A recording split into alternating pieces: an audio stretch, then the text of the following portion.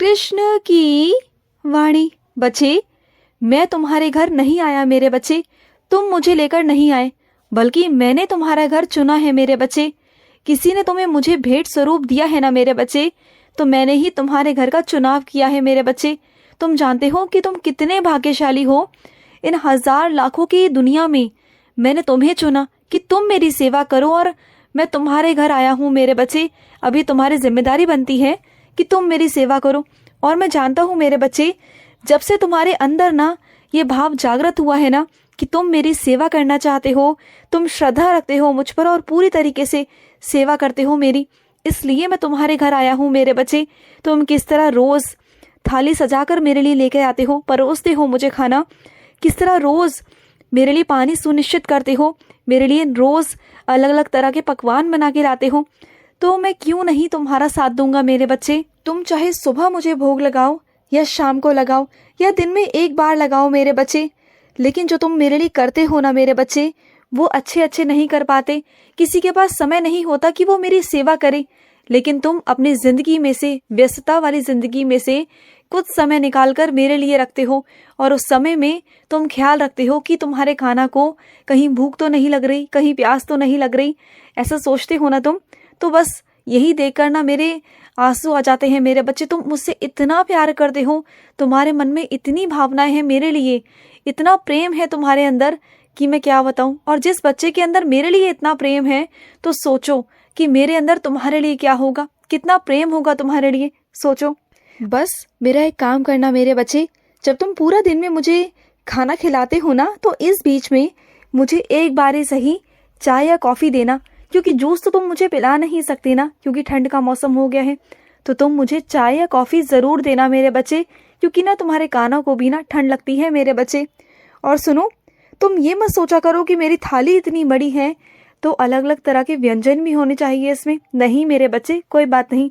अगर तुम मुझे सूखी रोटी भी नमक से दोगे ना, तो भी मैं खाऊंगा। तुम जो खिलाओगे वो मैं खाऊंगा मेरे बच्चे। वो खाना खाना नहीं, प्रसाद बन जाता है मेरे बच्चे।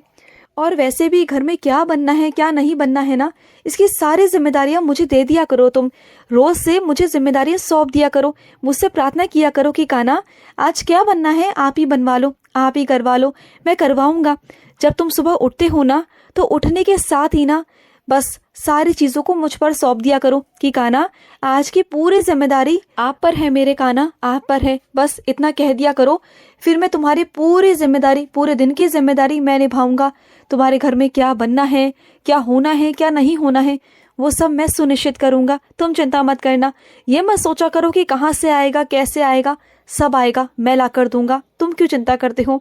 और सुनो, जब तुम मन में ठान बैठे हो कि मेरे लिए तुम्हें कुछ करना है, कुछ पूजा करनी है, कुछ पूजा करवानी है, तो जब सेवा का भाव अपने मन में ले आए हो, तो फिर ऐसे कर्म क्यों कर रहे हो कि मन में लालच आ गया है तुम्हारे। कुछ चीज़ों को लाने में कंजूसी कर रहे थे तुम, कुछ पैसों को खर्च करने में कंजूसी कर रहे थे। तो सुनो एक बात, जो देने वाला है ना मेरे बच्चे, अगर उसी के लिए तुम कंजूसी करोगे तो तुम्हारे व्यवसाय में गिरावट आएगी मेरे बच्चे। तो ऐसा मत करो, बिल्कुल मत करो। और तुमने कहीं ना कहीं से सब कुछ अपने मन पर काबू किया, अपने लालच पर काबू किया, और तुम सब कुछ मेरे लिए लेकर आए। जो भी पूजा पाठ का सामान था तुम वो सब लेकर आए। और अब तुमने जब सब कुछ कर ही दिया है, तुमने अपने मन पर, अपने लालच पर तुमने काबू किया है, तो अब मैं तुम्हें सब कुछ ला कर दूंगा मेरे बच्चे, सब मिलेगा तुम्हें, वृद्धि होगी तुम्हारी। इसको समझाने का मुझे बस तुम्हें ये मतलब था कि जब कोई चीज़ अच्छी नीयत से होती है ना मेरे बच्चे, तो उस काम में बढ़ोतरी होती है। और अगर वही चीज़ अच्छी नीयत से ना होना मेरे बच्चे, तो इंसान भटक जाता है और इंसान गलत रास्ते पर चल पड़ता है, और उसकी बर्बादी तय है मेरे बच्चे, तय है। मैं बस तुम्हें ये समझाना चाहता था कि अगर ईश्वर के लिए कुछ करना चाहते हो, कुछ करते हो ना, तो मन से किया करो, दिल से किया करो, और नीयत साफ करके किया करो। क्योंकि जो तुम्हें देने वाला है, इस दुनिया का करने वाला है मेरे बच्चे, उसी की चीज़ों में अगर तुम कंजूसी करोगे तो कैसे चलेगा मेरे बच्चे। ऐसा मत किया करो। और सुनो, अपने घर की सारी तैयारियां तुम जिससे मर्जी करवाओ, सब कुछ करवाओ। अपने घर की साफ सफाई, बर्तन धुलवाना, कपड़े धुलवाना, जो करना है करो।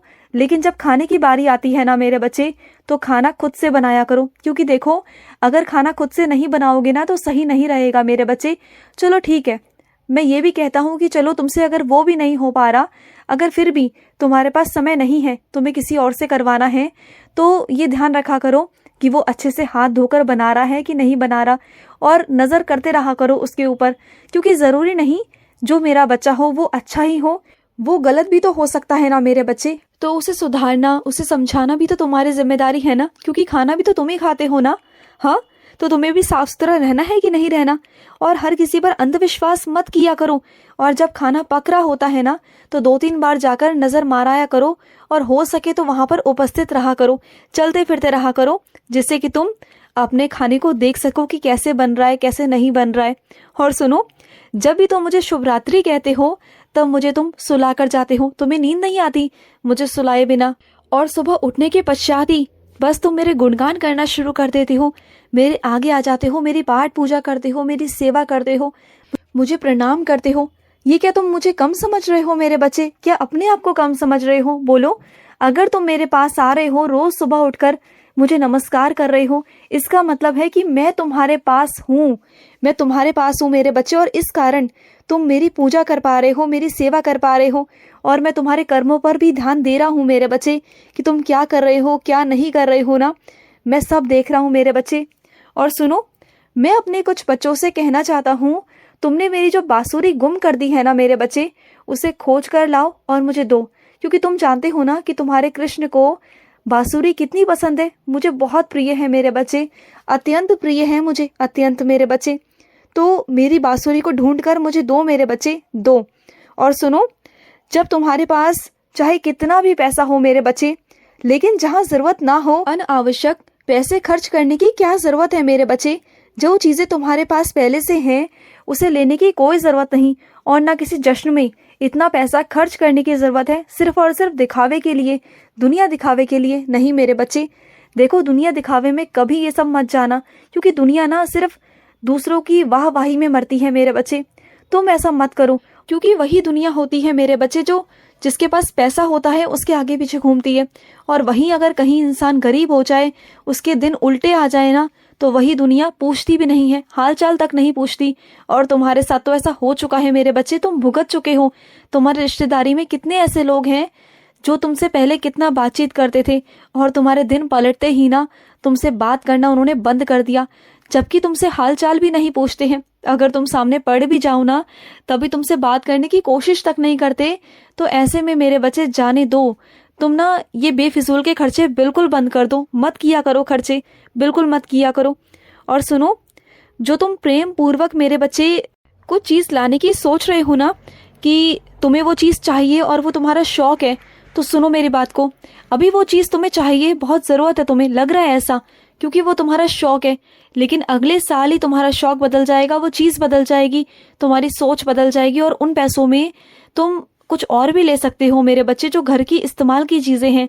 और जो तुम अपने शौक की लेना चाहते हो ना, आज वो तुम्हें अच्छी लग रही है, लेकिन वही अगले साल पसंद नहीं आएगी, और वो किसी भाव में भी नहीं जाएगी मेरे बच्चे, तुम्हारा नुकसान हो जाएगा।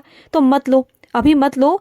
जिस चीज़ की तुम्हें ज़रूरत नहीं है, बस तुम शौक के लिए ले रहे हो, तो उस चीज़ की ज़रूरत ही नहीं है मेरे बच्चे, उसे मत लो मेरे बच्चे, बिल्कुल भी मत लो। और सुनो, तुम्हें ऐसा लग रहा है कि तुम्हारे साथ कोई हेरा फेरी कर रहा है, तो जाओ ना, जाकर एक बार देख लो कि वो क्या कर रहा है, थोड़ा जांच पड़ताल करो, जानने की कोशिश करो, हिसाब देखो, और देखो जहाँ से चीज़ें शुरू हो रही हैं वहाँ से जाकर देखो ना, थोड़ा जांच करोगे तो तुम्हारा जो शक है ना वो शायद यकीन में बदले और तुम उसे ठीक कर पाओ मेरे बच्चे, हो सकता है ना।